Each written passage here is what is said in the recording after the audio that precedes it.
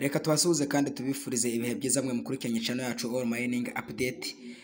Ikintu kituzanye muri iyi video ni ukugira ngo tubasobanurire uburyo wakora uconnecta wallet yawe ya Cake Coin kugira ngo ubone uko uzakora withdraw.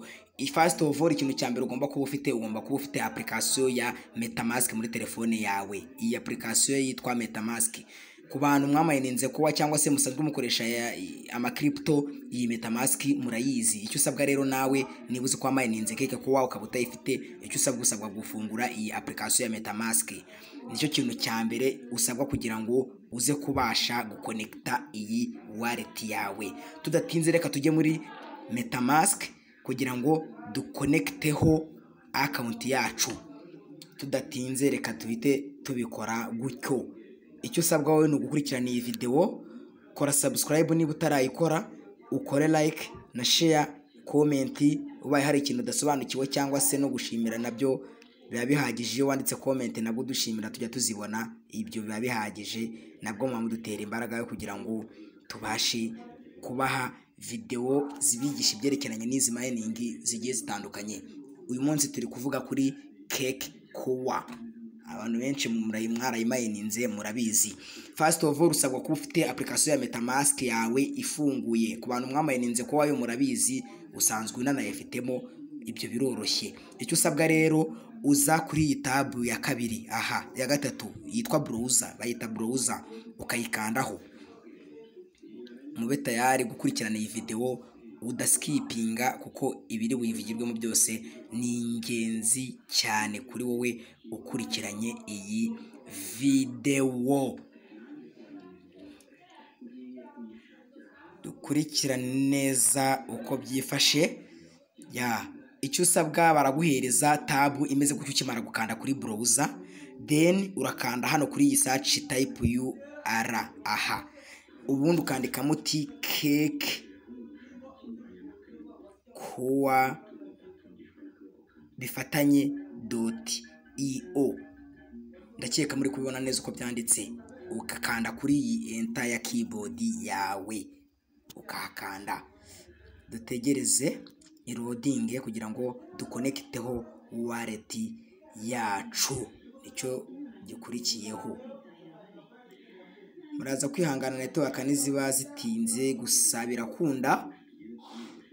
Icyo dusabwa no gutegereza nyine network zikaza, ibintu bikagenda neza cyane. Kadutegereze network, ishobora gutinda.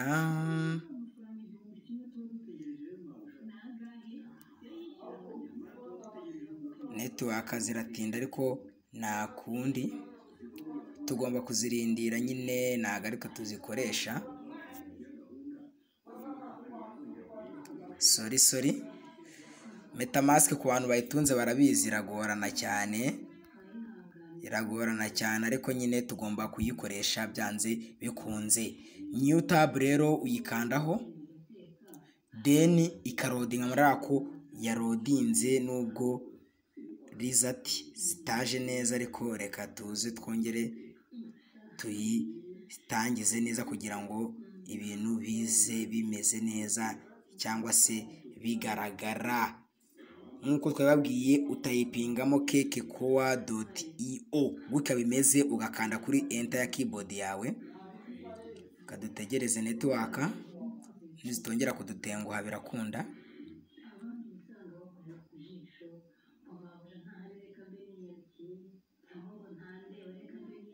Wawe utarakora subscribe wayikora. Iyi video ni ingenzi kuri wowe wamayininze Cake Coin.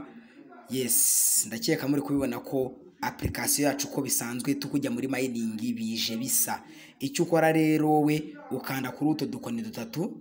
Iyo umaze gukanda kuri browser byaje, ugakanda kuri airdrop, ndakeka muri kuhabona neza cyane, ukahakanda ugategereza ko irodinga. Nicyo kintu utegereza. Icyo usabwa no gukurikira iyi video step by step kugira ngo hatagira ikintu na kimwe kigucika, kuko byose ni ingenzi. ya icyo ukora rero ngiye murareba login nari narayikoze na za zindi zanjye ziri muri application zise ziza. Icyo ukora rero wowe iyo badahise bakuzana account yawe ikabaguha gukora login ukayikora, iyo umaze kuyikora nyine ukanda kuri twa dukoni dutatu ugahitamo airdrop bikahita biza account yawe imeze gutya. Icyo ukora rero ukanda iri jambo connect wallet iyo bimaze kugera hano. Yes, kadukomeze byari byanze ariko network akazagarutse kadukande connect wallet.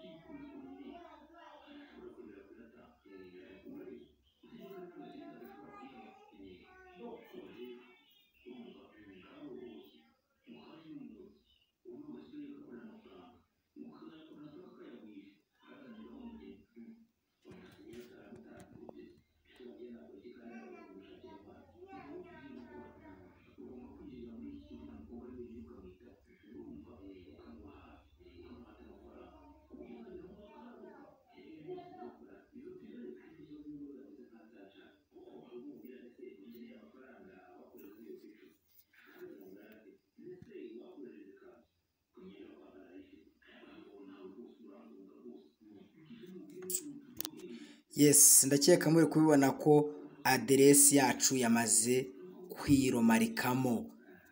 Iyo imaze kwiromarikamo gutya nta kindi kintu kiba gisigaye uretse gukora withdraw. Murabona ko withdraw yisiba available. Verified user will be able to withdraw KekeCoin starting August. Ndakeka muri kubibona abantu mwamaze kuverifyinga mwemerewe kubikura guhera ku itariki 15 kugeza ku itariki 15 August.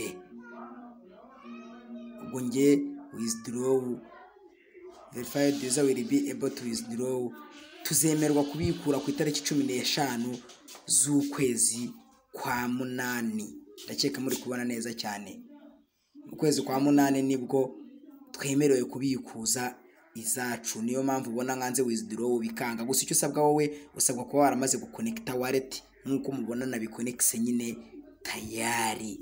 Nta kindi kintu usabwa kubikora gutya. Ndabashimiye cyane rero mwakoze mwarebye iyi video murabona ko yamaze kuba connected. Ya ubu byarangiye nta kindi dutegereje gutegereza tukemerwa gukora iyi withdraw. Murabona ko withdraw yikanzeho bakubwira ko abantu babaye verified bazemerwa kubikura kowa zabo KekeCoin zabo guhera ku itariki 15 z'ukwa munani ubwo n'ukwezi gutaha. Ubwo rero icyo usabwa wowe usabwa kuba nawe wamaze kugenzura ko ibintu byawe biri ku murongo wabikoze gutya. Ndabashimiye cyane mwarebye iyi video kuva itangiye kugera irangiye. Ubaye turakora subscribe wayikora. KekeCoin murabona ko ni umushinga uri serious. Ibyo upanze urabikora igihe cyabo cyo bihaye listing ibyanze bikunze bigomba guhura.